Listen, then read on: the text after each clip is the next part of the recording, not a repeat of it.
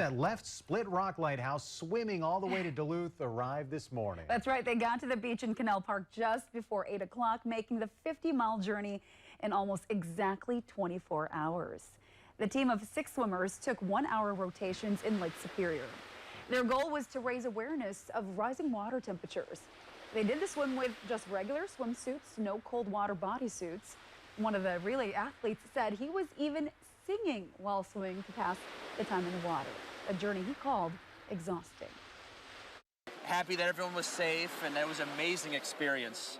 Incredibly exhausting and tiring, but well worth it. Very impressive. Now, if you're wondering, this is not Seth's longest swim. In fact, he personally did 36 miles in the Red River, but he added the current did help with his swim.